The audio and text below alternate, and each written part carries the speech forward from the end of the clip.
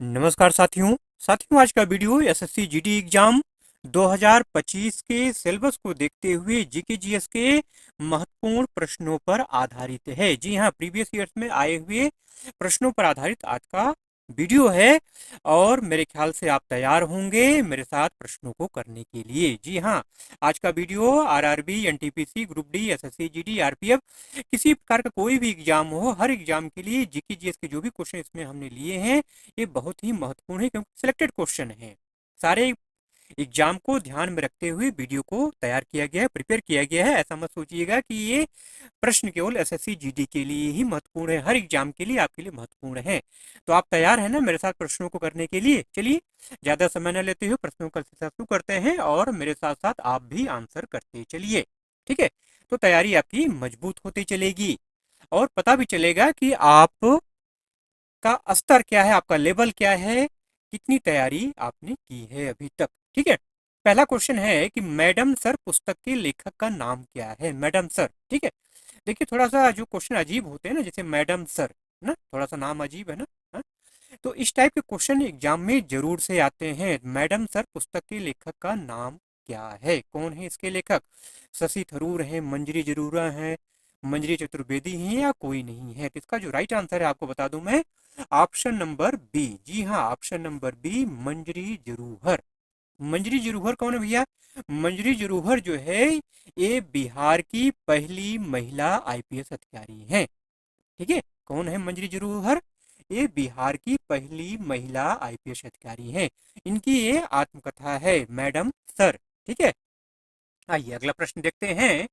नालंदा विश्वविद्यालय की स्थापना किसके द्वारा की गई थी? बहुत महत्वपूर्ण क्वेश्चन है, बार बार पूछा जाता है। ठीक है, कुमारगुप्त प्रथम, विक्रमादित्य, प्रसेनजीत या चंद्रगुप्त मौर्य? इसका जो राइट आंसर है वो है ऑप्शन नंबर ए। जी हाँ, ऑप्शन नंबर ए, कुमारगुप्त प्रथम। नालंदा विश्वविद्यालय की स्थापना 427 में हुई थी और ये लगभग जो है 800 सालों तक जो है ये विश्वविद्यालय चला।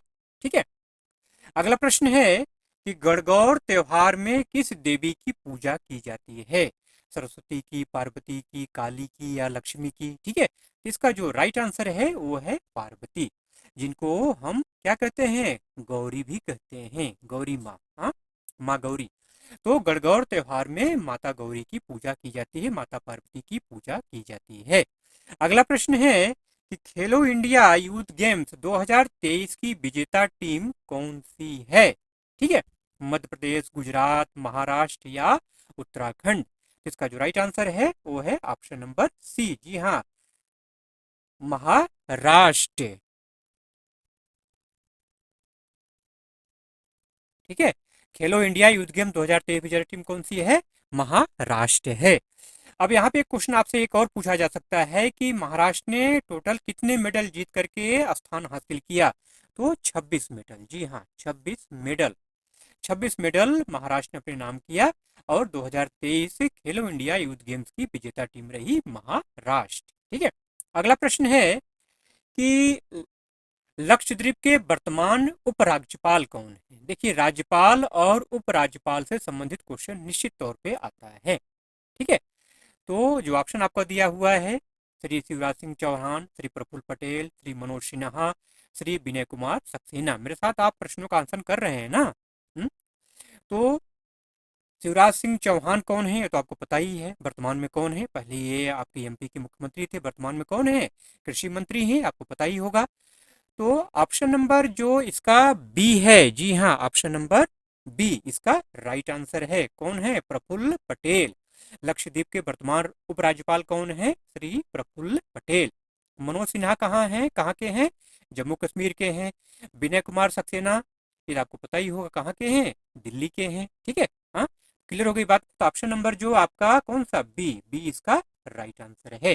ठीक है मेरे भाई, चलिए प्रश्न नंबर 6 देख लेते हैं कि अल नीनो कैसी जलधारा है? ठीक है, अल नीनो कैसी जलधारा है? अल नीनो जो है गर्म जलधारा है। जी हाँ, गर्म जलधारा है अल नीनो। ठीक है, ऑप्शन नंबर जो बी है इसका राइट आंसर है। ठीक है, अगला प्रश्न है कि ग्रीष्मकालीन ओलंपिक 2020 का आयोजन कहाँ हुआ था? ग्रीष्मकालीन मतलब समर ओलंपिक 2020 का आयोजन कहाँ हुआ था? ठीक है, इसका जो राइट आंसर है क्या होगा? जापान, चीन, अमेरिका या फ्रांस? क्या होगा इसका राइट आंसर? जी हाँ, जापान। जापान की राजधानी कहाँ है? टोक्यो। जी हाँ, जापान की राजधानी टोक्यो में समर ओलंपिक 2020 का आयोजन हुआ था। ठीक है, मेरे ख्याल से बात क्लियर हो गई होगी। चलिए क्वेश्चन नंबर 8 पर आइए। क्वेश्चन नंबर 8 क्या है? लोक लेखा समिति का संबंध किससे है? लोक लेखा समिति सरकारी खर्चों से, सांसदों के खर्चों से, या सरकार के खर्चों से, या न्यायाधीशों के वेतन से, या भ्रष्टाचार से? भ्रष्टाचार से तो है, लेकिन किसके भ्रष्टाचार से? ये सोचने वाली बात है ना। हाँ, देखिए, लोक लेखा समिति जिसको हम पीएसी भी कहते हैं, क्या कहते हैं? पीएसी। ठीक है, पीएसी का मतलब क्या होता है? Public account committee. Public account committee. ठीक है, तो ये सरकार के खर्चों से संबंधित समिति होती है। लोक लेखा समिति का संबंध किससे होता है? सरकार के खर्चों से। ऑप्शन नंबर जो बी है इसका राइट आंसर है। ठीक है, सरकार के खर्चों से। आइए थोड़ा सा लोक लेखा समिति के बारे में आपको थोड़ा डिटेल में बता दें। देखिए, लोक लेखा समिति, इसका पूरा नाम तो आपको बता ही दिया मैंने, पब्लिक अकाउंट कमेटी। भारतीय संसद के कुछ चुने हुए सदस्यों वाली समिति है जो भारत सरकार के खर्चों की लेखा परीक्षा मतलब ऑडिटिंग करती है। ठीक है, वर्तमान में कौन सी लोकसभा चल रही है? 18वीं लोकसभा है।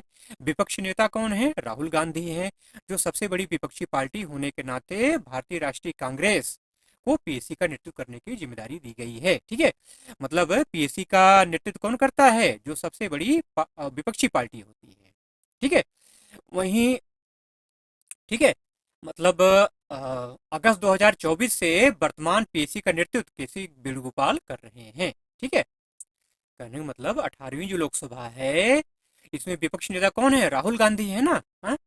तो कांग्रेस है पार्टी, कांग्रेस की तरफ से पीएससी का अध्यक्ष कौन है? केशु वेणुगोपाल। मतलब जो विपक्षी पार्टी होगी ना, विपक्षी पार्टी से जो है पीएससी का अध्यक्ष बनाया जाता है, तो केसी वेणुगोपाल हैं। ठीक है, अच्छा, इनके पहले कौन था?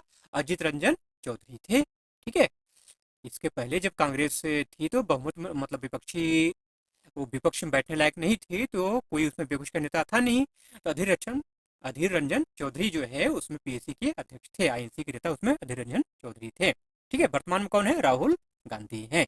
ठीक, चलिए अगला प्रश्न देखते हैं कि 1905 में बंगाल विभाजन के समय भारत का वायसराय कौन था? बहुत महत्वपूर्ण क्वेश्चन है। बंगाल विभाजन से संबंधित क्वेश्चन निश्चित तौर पे आपसे पूछे जाते हैं। Lord Mountbatten, Lord Curzon, Lord Macaulay, या लॉर्ड कैनिंग? इसका जो राइट आंसर है वो है लॉर्ड कर्जन। ठीक है, 1905 में जब बंगाल विभाजन हुआ था तो उसमें वायसराय कौन था? Lord Curzon. ठीक है, अगला प्रश्न है कि सबसे छोटा केंद्र शासित प्रदेश कौन सा है? सबसे छोटा केंद्र शासित प्रदेश कौन सा? दिल्ली है, गोवा है, पुडुचेरी है, लक्षद्वीप है? कौन सा मेरे भाई सबसे छोटा केंद्र शासित प्रदेश कौन सा है? ऑप्शन नंबर डी, जी हाँ, लक्षद्वीप इसका राइट आंसर है। ठीक है, चलिए क्वेश्चन नंबर 11 पर चलिए आइए। झाबेरी बहनों, ठीक है, झाबेरी बहनों, झाबेरी बहनों में किसका किसका नाम आता है? कौन कौन, क्या नाम है इनका? जो है दर्शना, नयना, रंजना और सुमाड़ा का संबंध किस शास्त्रीय नृत्य से है? ठीक है, ये चार जो बहनें हैं, इन चारों बहनों को एक साथ मिला के झाबेरी बहनें कहा जाता है। ठीक है, इनका संबंध किस नृत्य से है? भरतनाट्यम, कथकली, मणिपुरी या कथक से? इसका जो राइट आंसर है वो है ऑप्शन नंबर सी, जी हाँ, मणिपुरी इसका राइट आंसर है। तो कभी कभी आपसे पूछा जाता है कि झाबेरी बहनें कौन कौन सी हैं, क्या नाम है उनका? तो ये आपको ध्यान में रखना है, दर्शना, नयना, रंजना और सुमाड़ा। ठीक है, चलिए अगला प्रश्न है क्वेश्चन नंबर 12। गोवा के वर्तमान मुख्यमंत्री कौन है? गोवा के वर्तमान मुख्यमंत्री प्रमोद सावंत, प्रमोद भार्गव, मोहन यादव या आनंदीबेन पटेल? तो ऑप्शन नंबर जो ए है ना इसका राइट आंसर है प्रमोद सावंत, भाजपा के नेता हैं प्रमोद सावंत जो है गोवा के वर्तमान मुख्यमंत्री हैं। मोहन यादव कहाँ के हैं? कहाँ के हैं मेरे भाई? ये मध्य प्रदेश के हैं। और आनंदीबेन पटेल ये उत्तर प्रदेश की राज्यपाल हैं। ठीक है, अगला प्रश्न है कि किस अनुच्छेद में अस्पृश्यता का अंत का उल्लेख मिलता है? अनुच्छेद 15, 16, 17 या 18? बिल्कुल सही आपने गेस किया, अनुच्छेद 17, ऑप्शन नंबर सी इसका राइट आंसर है। आर्टिकल जो 17 है ये अस्पृश्यता के निवारण से संबंधित है। अगला प्रश्न है कि वायु की आर्द्रता किस यंत्र से नापते हैं? हाइड्रोमीटर, हाइग्रोमीटर, बैरोमीटर या आमीटर? देखिए आमीटर से तो क्या नापते हैं, धारा ना, करंट मेजर किया जाता है। बैरोमीटर से ये क्या है, वायु दाब नापते हैं। हाइग्रोमीटर जो है ना, हाइग्रोमीटर ऑप्शन नंबर जो बी है इसका राइट आंसर है। हाइग्रोमीटर से वायु की आर्द्रता नापी जाती है। ठीक है, अगला प्रश्न है कि एसपीजी का पूरा रूप क्या होता है? प्रधानमंत्री की सुरक्षा में एसपीजी तैनात होती है ना, एसपीजी, एसपीजी का पूरा नाम क्या होता है? Special protection group. जी हाँ, स्पेशल प्रोटेक्शन ग्रुप। एग्जाम में कोई न कोई एक क्वेश्चन जरूर होगा जहां पे आपसे फुल फॉर्म जरूर पूछा जाता है। तो एसपीजी का पूरा नाम क्या है? Special protection group. ठीक है, कंफ्यूज नहीं होना मेरे भाई। अगला प्रश्न है कि एशियन गेम्स 2018 के उद्घाटन समारोह में भारत की तरफ से ध्वजवाहक कौन था? ठीक है, नीरज चोपड़ा, प्रियंका चोपड़ा, रानी रामपाल या श्रीजेश? ठीक है, इसका जो राइट आंसर है वो है ऑप्शन नंबर ए। जी हाँ, नीरज चोपड़ा। ठीक है, नीरज चोपड़ा ने जो है एशियन गेम 2018 के उद्घाटन समारोह में भारत के ध्वजवाहक थे, नेतृत्व किया था। और समापन की अगर बात करें तो समापन समारोह में रानी रामपाल ध्वजवाहक थी। ठीक है, इन खेलों में भारत जो है पदक तालिका में 8वें स्थान पर रहा था। चीन 132 स्वर्ण और कुल 289 पदक जीत करके पहले स्थान पर था। ठीक है, अच्छा, एशियाई खेलों का जो आदर्श वाक्य होता है वो क्या है? Air onward. यह वाक्य भारत के पहले प्रधानमंत्री पंडित जवाहरलाल नेहरू ने दिया था। ठीक है, वहीं हांगजोउ 2023 की अगर बात करूं, ठीक है, तो उसमें भारतीय हॉकी टीम के जो गोलकीपर थे PR श्रीजेश, ठीक है, इन्होंने क्या किया था? ध्वजवाहक का काम किया था, ध्वजवाहक थे ये। ठीक है, चलिए इतनी सारी बातें हो गई। अब प्रश्न नंबर हम देख लेते हैं, कौन सा? 17। इंटेलिजेंस ब्यूरो के वर्तमान अध्यक्ष कौन है? इंटेलिजेंस ब्यूरो जिसको आप क्या बोलते हैं? आईबी बोलते हैं, कहते हैं ना आईबी, आईबी का छापा पड़ा है आईबी। तपन सिन्हा, तपन कुमार डेका या अरविंद कुमार?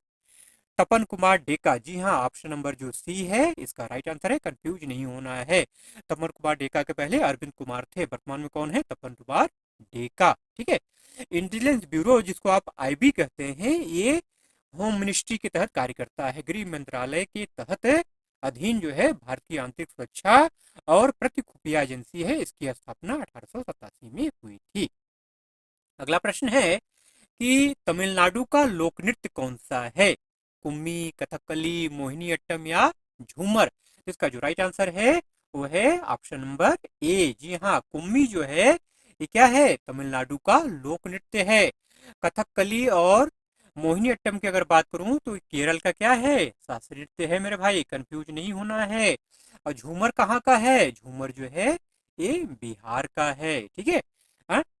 अच्छा, तमिलनाडु के और लोक नृत्य की अगर बात करूं तो कुरवंजी है, करगट्टम है, कुम्मी तो बता ही दिया, कोलट्टम है, कांवड़ी है, अट्टम है, नोदी नाटकम है, पवई कुथु है, काई सिलबट्टम है, मईलट्टम है, ठीक है, अट्टम है, देवरत्तम है, डर्मी हार्स है, पिकाक डांस है। ये सब क्या है? ये सब तमिलनाडु के लोक नृत्य हैं।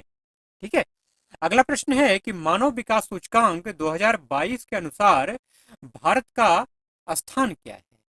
130, 31, 32 या 33? इसका जो राइट आंसर है क्या है? इसका राइट आंसर, इसका राइट आंसर है ऑप्शन नंबर सी। जी हाँ, 132, 132।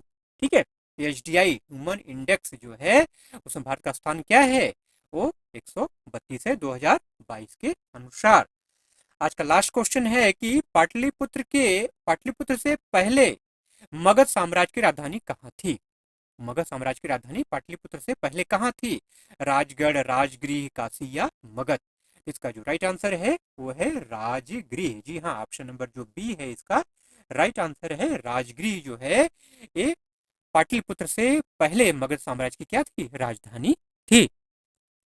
चलिए इन्हीं प्रश्नों के साथ आज के वीडियो का एंड करते हैं। वीडियो अगर अच्छा लगा मेरे भाई तो जाते जाते प्लीज एक लाइक जरूर से कर दीजिएगा, और चैनल पे अगर नए हैं तो सब्सक्राइब करके बेल आइकन जरूर से ऑन कर लीजिएगा मेरा भाई, ठीक है। चलिए मिलते हैं अगले वीडियो में ऐसे ही कंटेंट के साथ, तब तक के लिए जय हिंद।